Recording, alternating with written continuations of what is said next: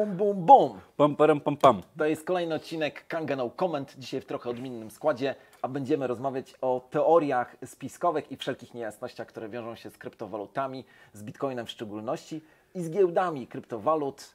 Czołem Kamil. Czołem Sławku. Kim był Satoshi Nakamoto? Ja nie wiem, a ty wiesz? Ja nie wiem, ale mam swoją teorię, taką, która według mnie jest bardzo wiarygodna. Teorii jest dużo, zwłaszcza spiskowych. Jedne teorie mówią, że to założyło CIA, drugie teorie twierdzą, że to założyła grupa Bilderberg, żeby kontrolować świat. Są teorie, że to założyli obcy, no ale najpopularniejszymi teoriami są to, że to założyła grupa naukowców, która wspólnie stworzyła Bitcoina. No ale wśród tych naukowców byli jacyś tacy główni dowodzący, którzy mogli mieć większy wpływ na stworzenie Bitcoina, czyli No, myślisz pewnie o Halu Fineyu, tak? Hal Finney, Nick Szabo i Craig Wright. To tacy trzech najbardziej pretendujących do tego, żeby określić ich mianem twórcy Bitcoina. To pogadajmy o tych trzech gościach. Natomiast wątek jeszcze CIA, bo o tym, że to CIA stworzyło Bitcoina po to, żeby finansować wojnę na Dalekim i Bliskim Wschodzie, żeby, nie wiem, prać pieniądze i tak dalej, to oczywiście mówi się też od dawna, tylko zwracam uwagę, że mówią o tym ludzie, którzy najczęściej, to jest moje takie rozpoznanie tego tematu, najczęściej nie wiedzą nic na temat kryptowalut. To znaczy gdzieś tam w Teleekspresie usłyszeli o tym, że ktoś został oszukany przez Bitcoina i to jest cała ich wiedza, nie przez Bitcoina, tylko za pomocą Bitcoina. No i tutaj właśnie tworzą takie teorie, że tutaj wywiad amerykański faktycznie stworzył narzędzie do kontrolowania świata i tak dalej, ale jest pewna koincydencja, jeżeli chodzi o nazewnictwo, bo Tak jest. sprawdziłeś, co po japońsku oznaczają słowa i Satoshi i Nakamoto. Tak, centralna, Nakamoto to centralna, a Satoshi jednym ze znaczeń jest inteligencja. No jak wiadomo, CIA to Central Intelligence Agency, Czyli tłumaczymy to Centralna Agencja Wywiadowcza. pięknie, tak. No i to jest taka ciekawa rzecz, natomiast no, każdy, kto ma jakiekolwiek minimalne pojęcie na temat kryptowalut, w szczególności Bitcoina, wie o tym, że no, to jest system, który jest niekontrolowalny. Tak. Bo gdyby tak było, że można by go było jakoś kontrolować, no to wtedy moglibyśmy takie teorie wysunąć. I teraz wróćmy do tego wątku, o którym powiedziałeś, tych trzech naukowców. Kim był Hal Finney? Nie wiem. Dobra, to ja już odpowiadam. Hal Finney. Kim był Hal Finney? Hal Finney, przypomnijmy, to był człowiek, który po pierwsze był wybitnym naukowcem znającym się na kryptografii. To jest sprawa numer jeden. Po drugie, Hal Finney był oficjalnie drugim po Satoshi Nakamoto człowiekiem, który ściągnął i zainstalował oprogramowanie Bitcoina i przyjął, Był pierwszym odbiorcą. i był pierwszym odbiorcą, który przyjął przelew od Satoshiego Nakamoto, Tak. transfer wewnętrzny. Tak. Więc to już jakby też daje nam pewną intuicję. Dalej, wiemy o tym, że Satoshi Nakamoto, i kiedyś pewnie trzeba będzie nagrać na ten temat jakiś odcinek, był bardzo aktywny w latach 2008-2010 na pewnym forum. Bitcointalk.org. Tak, to jest w ogóle ciekawe, że on tam, chciałbym kiedyś przeczytać te wszystkie wypowiedzi i może zrobić doktorat. Czy ty wiesz, masz jakąś intuicję, o czym Satoshi pisał wtedy? No, o systemach finansowych, o tym, jak rozwiązać problemy z systemem finansowym, dotychczasowym systemem finansowym, który wtedy to powstał na kanwie kryzysu 2008 roku, tak? I Bitcoin jako taki rozwiązywał niektóre problemy związane z rynkami finansowymi, z przepływem środków i zabezpieczeniem transakcji, bezpieczeństwem środków użytkowników. No właśnie, i to w ogóle wskazuje nam na to, jaka była motywacja Satoshiego. Ona była przede wszystkim związana ideologicznie ze światem bankowości, transferów, jakiejś wolności. Kwestia technologiczna była kwestią wtórną, chociaż bez kwestii technologicznej czy bez technologii tutaj nie moglibyśmy się poruszać. Ale jest jedna ważna rzecz. W gruncie rzeczy w Bitcoinie całym, na początku cała zasada Bitcoina chodziło o to, żeby połączyć dwie osoby między sobą, żeby tam nie było trzeciej strony, żeby banki nie były pośrednikiem między transakcjami. Tak. Peer-to-peer. Dokładnie. No i żeby stworzyć w końcu walutę, która będzie miała charakter nienarodowy, Tak jest. ponadnarodowy. Ale jest pewna, jeżeli chodzi jeszcze o Hal Finney, tak? O jego osobę, to wiemy o tym, że Hal Finney umarł niedługo po tym, jak Satoshi Nakamoto w 2010 roku, 13 grudnia, Tę datę my Polacy akurat pamiętamy bardzo dobrze. 13 grudzień, no bo to jest rocznica stanu wojennego. Wtedy Satoshi Nakamoto napisał taką wiadomość, że odchodzi, że przekazuje temat innym. I tutaj oczywiście rodzi się pytanie, kim byli ci inni, czy oni faktycznie byli. I od tamtej pory przestał się odzywać. Wiemy o tym, że Hal Finney jakoś w tym okresie umarł również na stwardnienie rozsiane. W 2014 roku. Tak, dokładnie. Już umarł tak. Jest jeszcze kilka takich argumentów, które przemawiają do mnie. No ja nie będę ukrywał, że wierzę w to, że to właśnie Hal Finney był Satoshi Nakamoto. To jest to, że ktoś kiedyś zbadał źródła, w sensie adresów IP lokalizacyjne, z których na stronę bitcoin.org, a jeszcze wcześniej w ramach tej grupy mailowej był wrzucony manifest Satoshiego Nakamoto. I to było zgodnie z moją wiedzą Los Angeles, a wiemy o tym, że w okolicach Los Angeles właśnie Hal Finney mieszkał. To tyle, jeżeli chodzi o Hala. Ci dwaj pozostali dżentelmeni. Czy chciałbyś Nick Szabo, tak, który już w 1996 roku wymyślił ideę smart kontraktów, czyli dużo więcej, dużo wcześniej niż powstał sam Bitcoin. No i w 2008 tworzył coś takiego jak BitGold. To była waluta, prekursor praktycznie Bitcoina, opierająca się na bardzo podobnych założeniach. No i argumenty za tym, że Nick Szabo był tą osobą, jest dużo więcej niż przeciwko. Praktycznie przeciwko nie ma żadnych, tak? Bo był naukowcem zdolnym do tego, żeby to zrobić. Był bardzo znany w świecie kryptografii, zabezpieczeń kryptograficznych. Czyli no jest jedną z pretendujących postaci do tego. Czy on jeszcze żyje? Żyje. Nigdy się nie przyznał. Nigdy się nie przyznał. Wiesz co? To, dobra, a jeszcze trzecia osoba? No Craig Wright. No to Craig Wright to taka antypostać, można powiedzieć, świata kryptowalutowego. Straszny mieszacz, można tak powiedzieć. No ale nigdy nie potrafił udowodnić, że posiada klucze prywatne do portfela z tymi bitcoinami, które powstały w pierwszym etapie kopania bitcoinów. No bo to też warto dodać, że oni sobie nie dali tych bitcoinów. Oni te bitcoiny wykopali na początku, czyli te bitcoiny, które się pojawiły na tym portfelu Satoshiego Nakamoto, one były wykopane przez Satoshiego Nakamoto. Właśnie zrób tutaj na chwilę pauzę, no bo wiemy o tym, że właśnie pierwszym głównym kopiującym i kolekcjonującym wykopane bitcoiny był Satoshi Nakamoto. Znamy adresy tych portfeli. Wiemy, że że w sumie tych bitcoinów jest tam prawie 1 milion. Dokładnie 980 000. I od bardzo dawna nie było ruchu na tym portfelu, a takim jak gdyby najlepszym dowodem na to, że ktoś faktycznie mógł być Satoshi Nakamoto, jest to, że ma klucz prywatny do tego portfela, może zrobić jakąś transakcję. To się jednak nie wydarzyło. Nie wydarzyło się i była sprawa, właśnie Craig Wright próbował udowodnić przed sądem, że zgubił te klucze prywatne, że nie miał dostępu do tych kluczy prywatnych, no ogólnie bardzo niejasna sytuacja, no i finalnie nie udowodnił nic. Także no, według sądu nie jest właścicielem, nie jest Satoshi Nakamoto i właścicielem tych pieniędzy. Mamy do czynienia tutaj w takim razie z trzema przykładami ludzi. Jeden, mówię o Craigu teraz, to jest ktoś, kto mówił, że to on był Satoshi Nakamoto, ale nie potrafił tego w żaden sposób udowodnić. Drugi, którego wszyscy o to podejrzewają, ale on sam się do tego nie przyznaje, chociaż ma tutaj pełne kwalifikacje do tego. No i trzeci, który po prostu nie żyje. I to jest bardzo ciekawe. I teraz zmierzam do tego, że nie wiem, jak wielkiej dyscypliny, umysłu, w ogóle wszystkiego musiałby być człowiek, który jest Satoshi Nakamoto, ma dostęp do prawie 1 miliona bitcoinów. Liczyłeś to przed audycją. To było, gdyby on teraz wszedł i to spieniężył, wiadomo, że to by zaburzyło cały rynek. Ale zakładając, żeby sprzedał to po dzisiejszej cenie, to byłby w pierwszej setce najbogatszych na świecie. Tak, najbogatszych na świecie. Chciałem powiedzieć najbogatszych Polaków. Też by był, chociaż nie dobra, nieważne. Jeszcze jedną rzecz chcę powiedzieć. Kiedyś ktoś mi powiedział, że najlepszą metodą na oszczędzaniu na bitcoinie jest pójście do więzienia. Dlatego, że jak kupisz i w ogóle słyszałem o takich sytuacjach, jak kupisz bitcoina i nagle jesteś świadkiem tego, jak on tam idzie do góry, później spada i nie sprzedasz, nie zrobisz żadnej głupiej rzeczy, to naprawdę musisz mieć stalowe nerwy, ale najlepiej po prostu być odciętym od swojego klucza prywatnego, nie móc podejmować decyzji. Ten klucz musiał być gdzieś schowany i być w więzieniu. Ale wracam do Ciebie, Kamil. Czy Ty w ogóle uważasz, że Satoshi Nakamoto żyje? Już bez względu na to, kto nim jest. No, cały czas pojawiają się też jeszcze nowe osoby,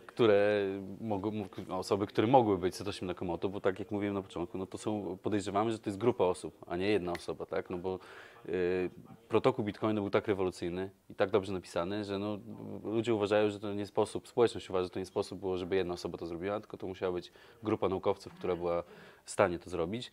No ale jeszcze są takie postaci jak na przykład Elon Musk. Przez niektórych przywoływany ostatnio, no nie jako może, że on, ale jakby był może jakimś tam elementem składowym tego wszystkiego. No i też już nieżyjący Steve Jobs. O czym, co ciekawostka jest, bo to bardzo warto dodać, ważna ciekawostka, no ostatnio dowiedzieliśmy się o tym, że w każdym Macu po 2019 roku, o ile dobrze pamiętam, tak? 18 chyba Po nawet, 2018 roku jest zaszyty white paper Bitcoina. Także każdy może sobie wejść, spróbujemy nawet dodać tę komendę i do komentarza do opisu naszego filmu, żeby każdy sobie, który ma Maca, każda osoba, która ma Maca, mogła zobaczyć, czy u niego jest instancja white papera Bitcoina. No, to jest bardzo ciekawe, skąd się tam wzięło i dlaczego dalej tego nie usunęli. Na każdym Macu jest white paper Bitcoina. To jest ciekawe. To jest bardzo ciekawe, natomiast dlaczego myślę, że to nie był Steve Jobs? Dlatego, że Steve Jobs, o ile był wybitnym strategiem marketingu, sprzedaży i w ogóle wszystkiego, no to nie był wybitnym inżynierem. O tym wiemy. On Ale miał z tego miał ludzi. prawą rękę Woźniaka. No, Woźniaka, no ale Woźniak no, żyje cały czas. Tak. Myślę, że chciałby to skomentować.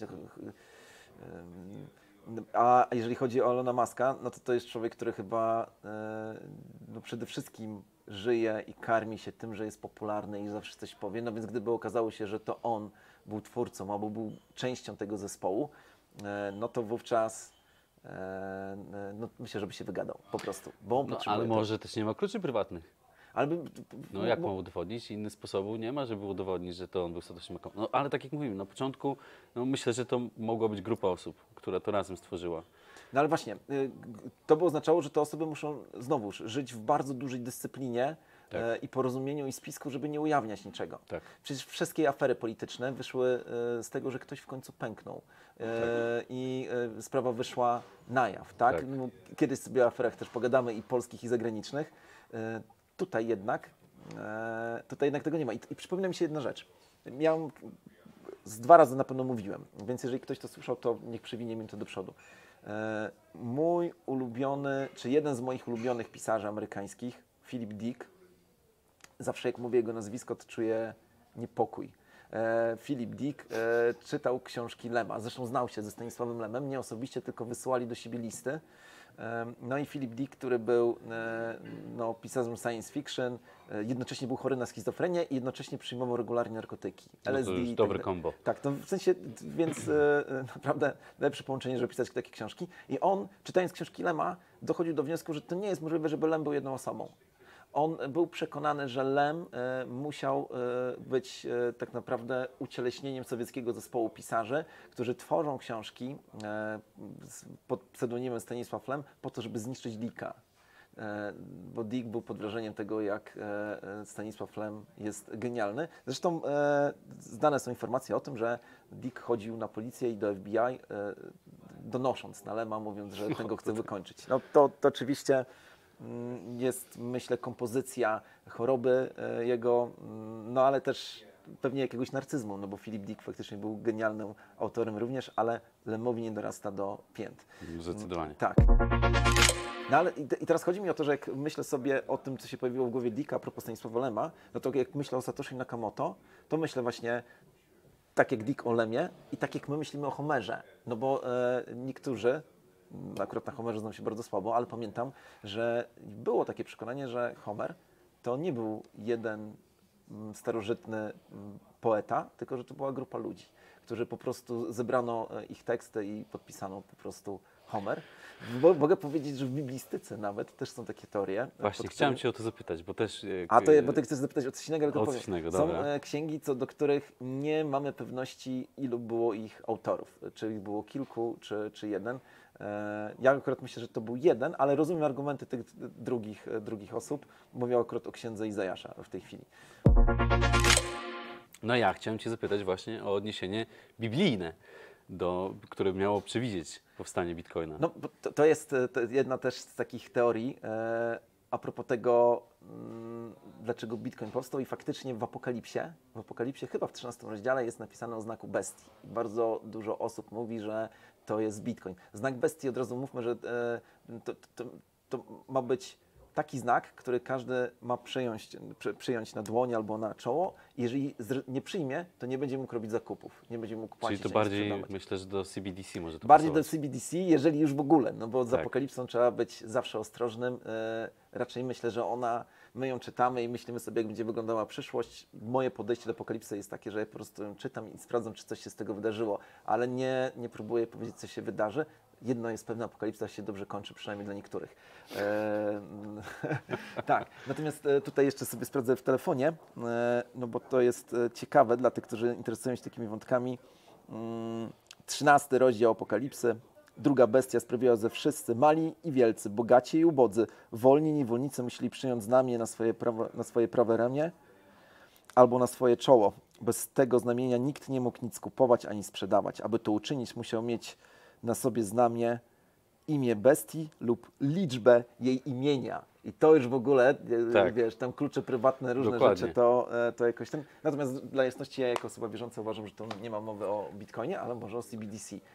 To kto wie. No ja uważam, że CBDC to jest właśnie taki, będzie w przyszłości szatan do kontrolowania ludzi no, w totalitarny sposób, tak? No, w tym momencie, jeżeli mamy jeszcze gotówkę jakąś, no to sami możemy dysponować. Jeżeli to wszystko przeniesiemy do świata, którym będą zarządzali politycy i kontrolę nad tą walutą będą miały tylko rządy, no to będziemy niewolnikami, tak jak powiedziałeś. No, jeżeli nie spodoba się coś urzędnikom czy rządom, no to będą mogli z jednym dniem wyłączyć możliwość jakiegokolwiek istnienia, tak? No bo bez zakupów się nie zrobi nic. No, albo będą mogli programować nasze CBDC, nasze kryptozłotówki. No, ten taki bardzo znany przykład stosowany w Chinach, tak? Że po prostu dla części pieniędzy, które dostaje w ramach swojej wypłaty, będzie dawana data ważności. Ale ja widzę o wiele gorsze konsekwencje. Na przykład będę chciał sobie kupić alkohol w sklepie, nie będę mógł tego zrobić. Tak. No, tak. No Chiny to już w ogóle tam chyba bardzo zaawansowany mają ten system kontroli obywateli, bo tam nawet jest tak, że nie możesz podróżować z miasta do miasta samolotem, możesz tylko jakimiś wybranymi środkami komunikacji, żeby ci to bardzo utrudnić, tak? Jeżeli nie jesteś podporządkowany władzy komunistycznej. No, chciałbym odwiedzić Chiny w tym roku, zobaczymy, jak będzie. Oby cię wpuścili. Oby mnie wpuścili, no właśnie. Albo wypuścili, to ważniejsze. Wróćmy jeszcze dla motywów tego, dlaczego Bitcoin mógł powstać, dla tych teorii spiskowych czy niespiskowych. No, ja osobiście wierzę, że Satoshi Nakamoto był jednak jedną osobą. Właśnie myślę o Halu Finney, czy Finney. I myślę, że zrobił to po prostu z powodów ideologicznych. Ale słyszałem ostatnio inną teorię. Taką teorię, że właśnie CIA, czy jakaś wielka organizacja stworzyła Bitcoina, kierując się jedną z dwóch motywacji. Pierwsza motywacja była taka, żeby stworzyć mechanizm, który będzie bardzo mocno prądożerny, energochłonny i miało to osłabić generalnie sytuację na Ziemi. To jest jedna z teorii. Dla jasności nie wierzę w nią, ale chodzi o to, że no, jakoś tak to wygląda. I druga teoria, która mi się spodobała właśnie ze względu na książkę Dicka, o której zaraz powiem, że system Bitcoina został stworzony po to, żeby w sposób taki przebiegły stworzyć cały system do liczenia. My wiemy o tym, że system koparek, który co 10 minut rozwiązuje zagadkę, zatwierdza transakcje i tak dalej, po prostu ciągle liczy. Zresztą wiemy, że tam nie ma żadnego wyrafinowanego liczenia, to jest po prostu gra w totolotka. Po prostu pole górnicze strzelają, ten, który trafi, rozwiąże zagadkę, ten wygrywa. Zdarza się, że indywidualni, nawet nie pule miningowe. To się nazywa solo mining. Tak, solo miner, czyli osoba, która ma na swoim komputerze jakąś instancję Bitcoina i teoretycznie szansa jest jedna na kilkaset miliardów, że trafi to rozwiąże tą zagadkę. No rozwiązują ludzie na pojedynczych komputerach. Znaczy, jeżeli ktoś w ogóle lubi grać w totolotka i wysokie wygrane mieć, to już lepiej kopać Bitcoina. Znaczy jest to mniej prawdopodobne, że się wygra, ale jak się wygra, no to to nagroda jest duża. Dobra, ale zmierzam do tego, że jest taka teoria, która mówi, że ktoś tam nasłuchuje, jak koparki strzelają tymi rozwiązaniami. I po prostu te liczby są potrzebne do jakichś innych obliczeń. I Philip Dick napisał kiedyś taką książkę Oko w niebie albo Oko na niebie. Każdy szybko znajdzie sobie ją i przeczyta, znaczy może sobie nie poczytać. Teraz powiem coś, co będzie spoilowało tą książkę, więc znowuż, jeżeli ktoś nie chce, żeby ją zaspoilować, to Niech wyciszy na chwilę. Niech wyciszy na chwilę. Ja podniosę rękę, jak skończę mówić o książce. Philip Dick opisuje bohatera, który żyje z tego, że rozwiązuje w latach tam 60. czy 70. w Ameryce zagadki, które są publikowane w gazecie. Bardzo skomplikowane. I on żyje z tego, że on kupuje rano gazetę, ten bohater siedzi, rozwiązuje, po południu wysyła, następnego dnia jest ogłoszenie wyników i prawie zawsze ten człowiek wygrywał. No nie? I on już stał się właściwie niewolnikiem całej tej sytuacji, no bo ludzie go rozpoznawali na ulicach, wiedzieli, że to jest on. Inni próbowali oczywiście te zagadki też rozwiązywać, ale on był zawsze najlepszy. No i tam cała historia. To jest właściwie nawet gruba książka, tam ma kilkaset stron, jeżeli dobrze pamiętam. Jest dużo oczywiście różnych wątków, jak to u Dicka. Ten człowiek w pewnym momencie ma już dosyć. On już nie chce rozwiązywać tych zagadek, ale widzi, że tam wydawca gazety do niego przyjeżdża i mówi mu: słuchaj, jak ty przestaniesz je rozwiązywać, no to ludzie stracą swojego fana. Nie możesz tego robić, rozwiązuj je i tyle. I gdzieś pod koniec tej książki ten bohater zaczyna odkrywać, że czuje się tak jak Truman w Truman Show. Dla tych, którzy widzieli film, Tak. też wiedzą, o co chodzi. I koniec końców jest taki, że świat od wielu, wielu lat toczy wojnę z jakimś innym światem, czy tam cywilizacje się podzieliły i potrzebna była moc obliczeniowa do wyliczania tego, gdzie spadną jakieś bomby. I wykorzystywano umysł tego człowieka. On, rozwiązując te zagadki, tak naprawdę obliczał, gdzie Szyfry jakieś szyfry rozwiązywał, oni potrzebowali go do tego. I wiedzieli, że gdyby on miał świadomość, reszta świata wiedziała, że gdyby on miał świadomość, że życie wielu ludzi ciąży na jego głowie, no to on nie wytrzymałby tego psychicznie, więc stworzyli cały wielki scenariusz wkoło. No to by się w sumie spinało z tym, to co wcześniej powiedziałeś o sztucznej inteligencji. I jest też taka teoria spiskowa, że sztuczna inteligencja została wymyślona dużo, dużo wcześniej. Stworzyła cały system Bitcoina, bo ponoć kod jest tak dobrze napisany, że nie jest w stanie żaden człowiek tego napisać. I już kontroluje nas przez właśnie Bitcoina i będzie kontrolować Bitcoina, żeby przejąć kontrolę nad światem i finalnie nas zniszczyć. Tak? No, w kontekście ostatniego ChatGPT i tego, co się dzieje w świecie AI, no to też nabiera nowych kontekstów, tak? No, Bo to, co my widzimy jako komercyjni odbiorcy takiego ChatGPT albo Midjourney czy innych narzędzi AI, to myślę, że to jest taki wierzchołeczek góry lodowej tego, co mają rządy i wojsko na przykład, tak? no, ciekawostką związaną z Bitcoinem jest to, że wszystko wydarzyło się przez internet. Nikt nie widział tego Satoshiego, no nie? Nie było wymagane żadne fizyczne spotkanie. Chociaż, i ja tego nie wiem, może wy, którzy nas oglądacie, wiecie. Miałem podnieść rękę dla tych, żeby Późno, spoiler, dobra. tak. Ja tego nie wiem, ale przecież tę domenę bitcoin.org trzeba było jakoś zarejestrować i opłacić. Wiem, że to był rok 2008, więc pewnie nie było KYC No przy domenach, tak. ale interesuje mnie, skąd przyszła kasa na opłatę domeny. No przecież trzeba było ją jakoś opłacić. Może wy to wiecie, ja tego nie wiem, proszę napiszcie, bo to jest być może jedyny ślad taki, który nas Ale to wiąże. też chyba jakieś tam jest połączenie między właśnie Halem Finneyem a tą domeną bitcoin.org. No jeżeli tak jest, to w takim razie jest. tak. Jakieś połączenie tam chyba z tego, co czytałem, jest. Jeżeli chodzi o Hala Finneya, to Finneya, konstrukcja psychologiczna mi się zgadza. Jeżeli człowiek miał stwardnienie rozsiane, on wiedział, że umiera. Wiedział, że on zupełnie inaczej myśli człowiek, który wie, że jego dni są policzone. Zdecydowanie. I on być może nie potrzebował tego, żeby ujawniać, że skupiał się na końcu już na sobie i na swoich bliskich. Co do jednej z teorii na temat jeszcze Bitcoina, no to było takie wydarzenie, to była taka teoria spiskowa opublikowana w jakiejś z amerykańskich telewizji i 11 stycznia zdarzyło się takie coś, że bardzo dużo lotów w Ameryce zostało uziemionych. Którego roku? Tego roku. Tego roku. I w tym samym dniu cena Bitcoina poszła bardzo, bardzo mocno do góry. Stosunkowo do tego, co było w poprzednich dniach. No i teoria jest taka, że rząd amerykański skupił z rynku bitcoiny, żeby zapłacić ransomware dla hakerów, którzy zhakowali system obsługi połączeń lotniczych w Ameryce. To już tak odbiegająco może od tego, jak powstał No. Bitcoin, tylko tutaj wykorzystania Bitcoina przez służby właśnie. No ale tutaj jeszcze jest jedna ciekawostka też, o której powiedział szef CIA po przyjęciu władzy po swoim poprzedniku. Powiedział, że odziedziczył bardzo dużo projektów związanych z kryptowalutami, które dalej są dokończane przez CIA. Masz jakieś źródło tego, albo czy będziemy mogli podać źródło do jakiegoś artykułu pod tym, żeby jak to było... najbardziej, jak najbardziej. Wrzucimy te linki dotyczące tego, o czym rozmawiamy w komentarzu, w opisie odcinka. Tak, koniecznie. Jest jeszcze jedna teoria z takich znowuż teorii spiskowych. Chodzi mi o zamach, słowo zamach może jest niewłaściwe.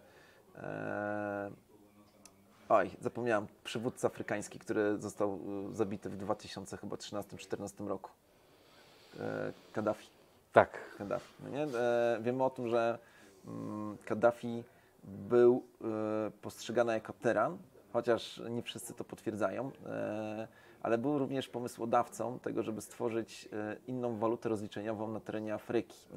Tak zwany dolar afrykański, czy jakoś tak. Chciał się uniezależnić od dolara amerykańskiego, no i niektórzy mówią, że to było przyczyną, dla którego Ameryka i reszta świata postanowiła jego zgładzić. Pod oczywiście przykrywką działań wyzwoleńczych dla zniewolonego ludu. I w czasie, kiedy tak to się działa, chyba Time po raz pierwszy napisał duży artykuł na temat Bitcoina. To też jest jedna z takich teorii, że reszta świata, czy reszta innych sił na świecie, która była świadoma o co tak naprawdę chodzi w tym konflikcie, wysyła sygnał: hej, jeżeli nie Kaddafi, jeżeli nie inni, to ostatecznie Bitcoin rozwiąże ten problem wyzwolenia narodów z niewoli pod amerykańskim dolarem. Jeszcze raz, pamiętajcie, to co mówimy tutaj, pozwalamy sobie popuszczać foliowe czepeczki. Tak jest. To wcale nie oznacza, że w to wierzymy. Tak. No, w kontekście ostatnich wydarzeń też związanych z atakiem regulatorów na świat kryptowalut, zwłaszcza w Stanach Zjednoczonych, no, są teorie, że właśnie rządy, już godząc się z tym, że nie mogą pozbyć się totalnie kryptowalut, czyli nie zniszczą ich w sensie fizycznym, bo wiadomo, no Bitcoin jest nie do zatrzymania. O ile będzie kilka komputerów, które będą w sieci, zawsze Bitcoin będzie istniał. No to, że próbują zniszczyć firmy kryptowalutowe tylko po to, żeby zrobić grunt bankom pod to, żeby mogły handlować kryptowalutami w przyszłości, tak? Czyli uregulowują je coraz bardziej. Małe podmioty, no też i duże podmioty próbują zniszczyć, no, żeby utworzyć grunt dla banków na przyszłość, tak? Gdzie banki już wtedy będą miały otwartą drogę, bo największe giełdy, no wiadomo, za taki na Binance, no FTX już upadł.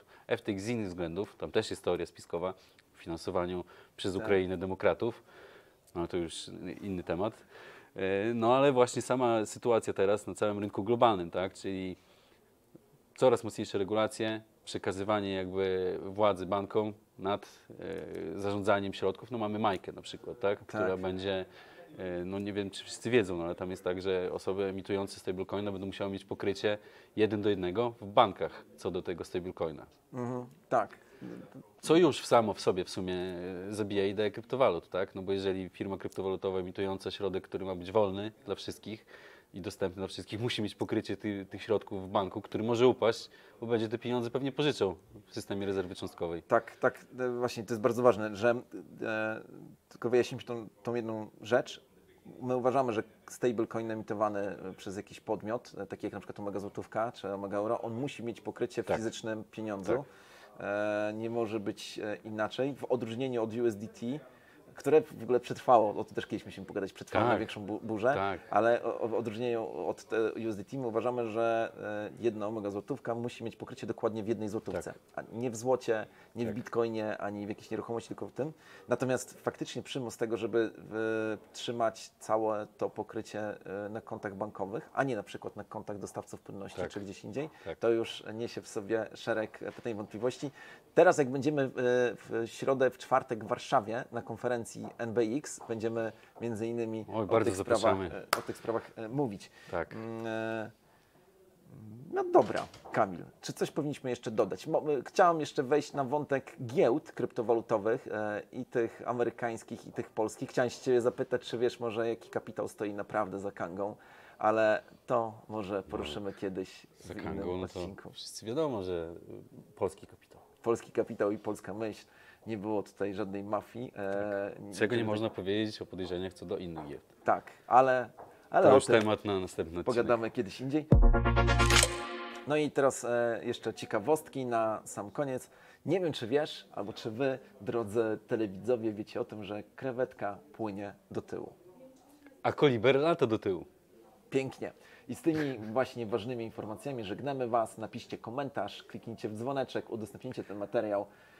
Widzimy się na kwadransie z Kangą w najbliższy wtorek. Później widzimy się w Warszawie na konferencji NBX. Przybądźcie, Kanga będzie obecna. Chyba z 20 osób będzie z Kangi. Tak. No i co? Coco Jumbo i do przodu. Dzięki, Kanga. Dzięki, Sławku. Trzymajcie się.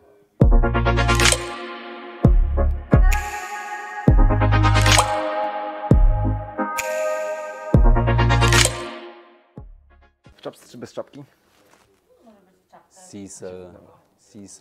Seashells on the seashore. Powiedz? Seashells on the seashore.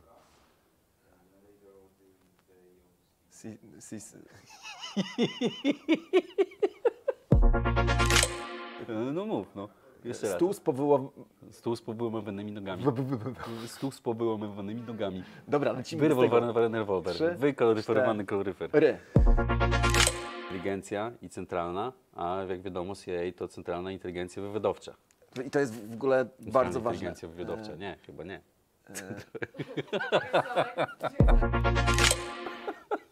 Centralna agencja wywiadowcza.